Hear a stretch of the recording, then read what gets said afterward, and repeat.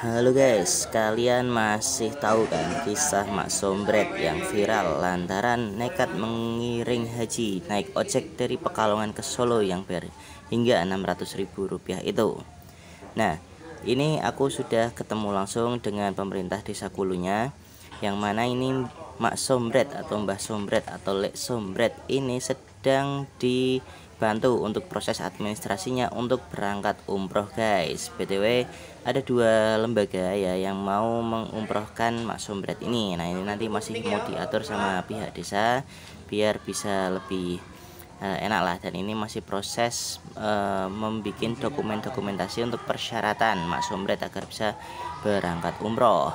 Nah, ini aku akan langsung kasih kamu wawancara eksklusif ya dari Pak Lurah Desa Kulu atau Pak Setio Nimpuno yang biasa diakrab dipanggil Pak Setio. Ini langsung saja tak kasih full wawancaranya, fakta-fakta mengenai Mbak Sombret ini guys, check it out. Jadi terkait dengan Mak Rati atau yang kami akrab itu Mak Sombret itu memang betul keluarga Kulu, alamatnya RT 2 kaitan dengan saat ini yang beliau viral itu memang Mak Rati itu yang bagian dari keluarga kami yang kehidupannya memang di bawah garis kemiskinan. Selama ini pun kami sudah sering menawarkan ke Mak Rati untuk menempati bekas rumah dinas guru. Kami kan punya bekas rumah dinas guru yang beberapa ruangan itu kan tidak terpakai. Mak Rati itu harapan kami yang mau menempati di sana secara bangunan yang lebih lah. Hanya karena memang seperti itulah orangnya. Nggak mau orang belum Pak Lurah aku suka tak gawe dewe. Akhirnya kami tempatkan di tanah kas desa. Saat itu kan tanah kas desa.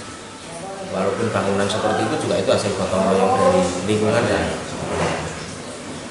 terkait dengan perhatian desa Mbak Rati ya beberapa tahun itu mendapatkan BLT dana desa. Selain beliau itu ya juga mendapatkan bantuan pangan atau BPNT dari Kementerian Sosial. Ada dua warga kami yang prioritas seperti itu, yang kami prioritaskan walaupun sudah mendapatkan bantuan dari dinas maupun Kementerian Sosial, tetap kami alokasikan di BLT dan desa. Yang satu namanya Mahmar Siti, sudah sepuh, sudah renta.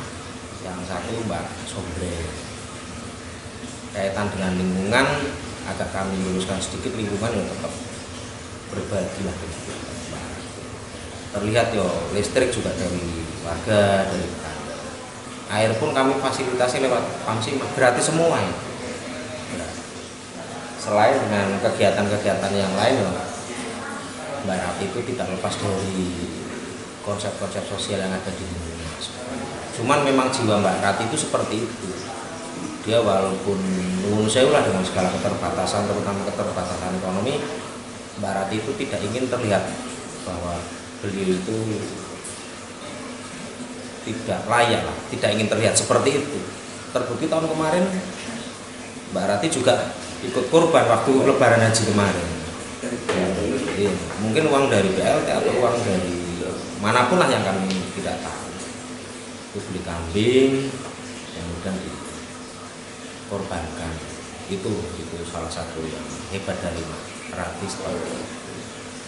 Sebelum kami cerita kaitan dengan soal mengiring haji naik ojek, dulu pernah ada kejadian hampir sama, hanya momentumnya yang berbeda. Jadi pernah lingkungan itu dulu plesir ke Guji, yang pertama wisata Guji. Saya kurang tahu persis Mbak Rati tahu apa tidak, apa koordinasinya bagaimana. Merasa ketinggalan, akhirnya Mbak Rati sama ngojek juga ke sana, nyusul ke sana.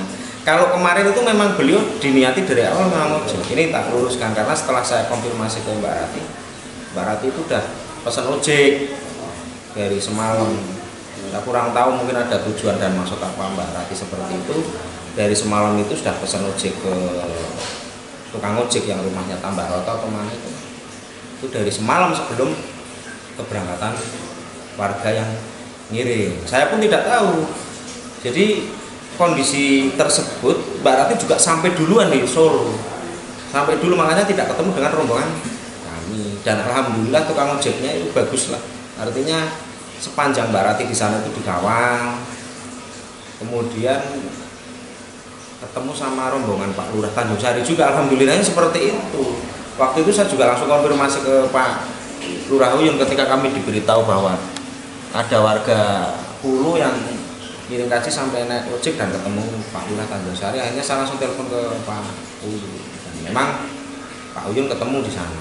Pak Lurah Uyun itu ketemu di sana. Saya juga sempat mengatakan, kok orang tidak sih, saya atau ditahan dulu ben ketemu rombongan Hulu, karena Pak Uyun juga ada kesibukan lain, mungkin harus komunikasi dengan warga yang naik haji dan sebagainya. Pak Uyun juga sangat luar biasa, artinya Pak yang tukang ojek itu juga diwanti-wanti, tolong ini jangan ditinggal. KTP-nya juga sempat diminta sama Mas Uyun, nanti kalau pulang minta tolong KTP-nya bisa diambil di rumah Mas Uyun. Tapi apapun alasannya, saya apresiasi sekali dengan Mbak Rati, dan alhamdulillah ini dari beberapa biro perjalanan haji dan umroh menawarkan ke Mbak Rati untuk umroh gratis. Yang semalam sudah konfirmasi ke desa secara langsung, itu Biro Haji dan Umroh PT Hima Hijrah Mekah Madinah yang beralamatkan di Kediri.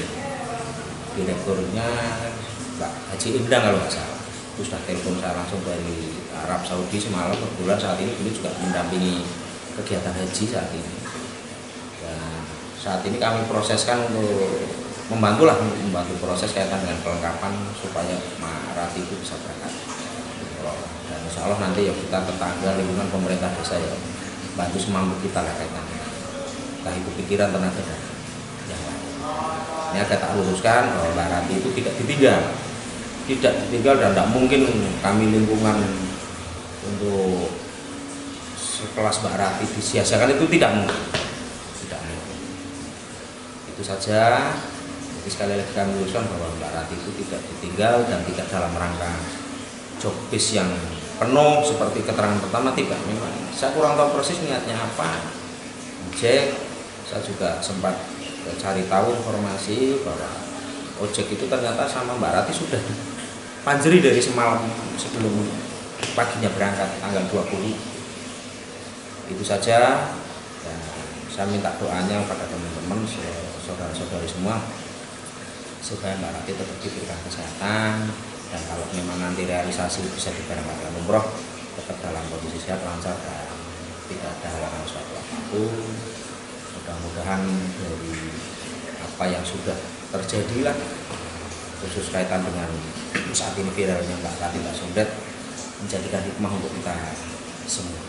Itu saja. Sekali lagi kami atas nama pemerintah desa mohon maaf yang sebesar-besarnya, tidak dalam rangka kami menyanyiakan Mbak Rati atau Mbak Sombret, itu tidak. Kalau kemarin ada yang sempat bertanya kepada kami kok tidak dilaksanakan untuk RTH atau bedah rumah, karena memang persyaratannya tidak memenuhi. RTH atau bedah rumah yang sumber anggarannya anggaran negara, anggaran dana desa, kan memang ada persyaratan khusus yang tanah itu adalah tanah milik sendiri. Kebetulan Mbak Rati kami tempatkan di tanah kas desa. Sampai saat ini pun kami sering Mbak coba sampai menempati rumah dinas guru yang seperti tadi saya bilang, tetap tidak mau. Tapi artinya Mbak Rati tetap hidup bareng-bareng dengan warga, dan alhamdulillah warga tetap masih banyak perhatian ke Mbak Rati. Itu saja yang bisa saya sampaikan. Mohon maaf apabila ada tutur kata yang tidak pas, saya minta maaf yang sebesar-besarnya. Sukses selalu ke teman-teman dan saudara-saudari semua. Mudah-mudahan kita senantiasa dalam berkah, lindungan dan rahmat Allah Subhanahu wa taala. Amin. Terima kasih. Assalamualaikum warahmatullahi wabarakatuh. Waalaikumsalam. Viral Mak Sombret itu kan menyebut nama Lurah Tanjung Sari, Pak Uyun gitu kan, yang katanya bertemunya dengan rombongan Tanjung Sari, dan di sana Pak Lurah memberikan uang jajan lah ya, uang jajan Rp100.000. Nah itu bisa dikonfirmasi Pak kebenarannya atau cerita versi dari Pak Lurah sendiri bagaimana? Sebenarnya saya sih nggak nguju, artinya kebetulan ketemu Sombret itu kebetulan waktu saya ikut ngiring jamaah haji, karena Tanjung Sari itu ada sekitar 24 jamaah haji. Kemudian kami di istirahat lah, katakanlah di satu tempat di parkiran gitu. Habis sholat, saya sholat dulu gitu, pulang, orang pada rame-rame pada cerita itu ada orang dari Kulu ketinggalan katakanlah rombongan, terus beliau saking punya keinginan untuk ngiring haji itu, pengen lihat ke Solo itu, ke asrama Dunuyudan itu, nyari ojek, jadi Grab motor di kalau nggak salah di Pasar Kajen atau Cibeduk. Kemudian saya mendekat itu, oh saya kenal wong, beliau itu orang Kulu. Kebetulan ada beberapa kali pertemuan saya sama Lek Sombret itu. Lek Sombret itu pernah berkunjung ke rumah kita karena beliau seneng jalan-jalan, terus pingin temu lurah lah, katanya dulur gitu. Beliau ngujo silaturahim, dan yang saya tahu dia nggak pernah mampir terus udon minta-minta, dia cuma pingin ngobrol, seneng gitu, dongengan itulah. Beberapa kali ke rumah kita, bahkan ada suatu momen saya itu ada momen ke Linggo Asri, acara apa itu, terus manggil Lurah Uyun gitu. Udah sempat di Linggo Asri itu, terus tak tanyain, nah lah sampan le itu lagi apa gitu. Nyong areng Linggo melaku lurah yang ngujo pingin weruh acara Linggo lah, terus tak ajak pulang sama saya satu mobil lah, mau tak antar ke Kulu. Dia di Pasar Kajen bilangnya mau belanja apalah, sayur apalah, terus tak tinggal di situ. Biasa kayak ala kadarnya lah, biasa kalau sama orang kenal. Kebetulan saya tahu beliau itu sebatang kara, nggak punya anak, nggak punya suami. Saya ngerti ceritanya karena Kulu sama Tanjung Sari itu kan walaupun beda kecamatan itu kan bertetangga. Kemudian kalau saya terus terang, satu desa Kulu itu dari mulai ujung Cukrah sampai Kulu Wetan itu saya hafal, karena keluarga semua, karena dari ibu saya keluarga saya, dari om saya juga keluarga saya. Dari kecil biasalah ke Kulu itu, biasa jalan ke Kulu, yo main ke tempat keluarga, jadi saya kenal.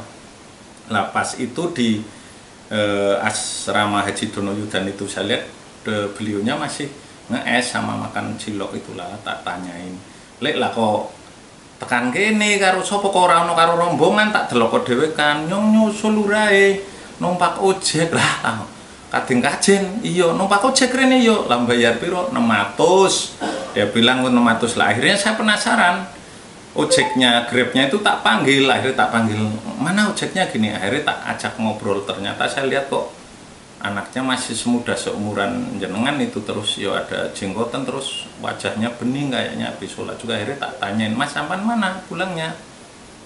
Sambiroto lah. Saya kenal Sambiroto, dekat ini Pak Lurah, dekat ini Mas Joko Pinto. Oh iya Nyong, situ Pak Lurah situ lah. Saya bilang udah gini, karena Lek Sombret itu kalau nggak keliwat karo jenengan itu mau tak ajak, saya tak ajak pulang atau mobil, tapi bilang dia mau jalan-jalan, pingin jalan-jalan lah, muter-muter gitu. Akhirnya yaudah gini aja, Nyong titip sedulurku Lek Sombret ini, tolong dibawa ya, tolong di eman dijaga temenan. Dia kayak eman, ojeknya itu eman, bawain akuannya, gendeng, koyo eman kayak leknya sendiri kayak oleh saya nyaman begitu, impression itu enggak apa-apa. Langsung tak tinggali nomor si Mas ojeknya yang Biroto itu, tolong ini nomor saya, kalau ada kesulitan di jalan tolong saya dibel, karena ini keluarga pasti akan saya jemput gitu. Iya Pak Lurah gitu-gitulah, itu-gitu aja lah. Terus yo saya ala kadarnya lah, karena yo biasa kepian saya, keprihatinan gitu, ala kadarnya saya bikin udah ini nanti untuk beli es gitu aja lah. Saya suruh untuk beli es, nanti hati-hati ya, pokoknya pegangan, nanti baca bismillah, pokoknya harus jalan-jalan yo ngasih malam nggak apa lah.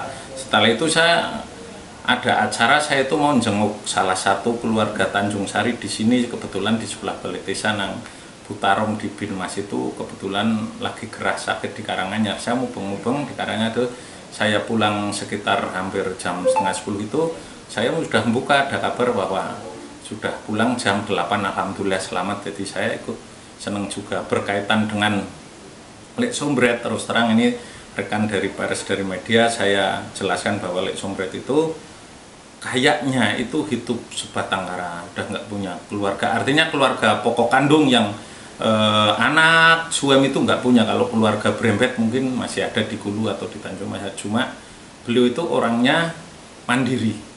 Dia kerja gawe nyari katakanlah kebutuhan sehari-hari itu, nyari itu rongsok, jadi nyari mulung lah di sekitar area alun-alun itu, area alun-alun. Sama orang Tanjung Sari itu sama, orangnya mandiri, namanya Mbak Cengek itu sama itulah.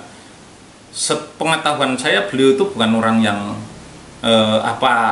katakanlah mampir ke tempat orang minta dikasihani, minta, enggak. Dia mandiri, enggak pernah minta. Ketemu saya ke rumah berkunjung beberapa kali itu enggak pernah minta.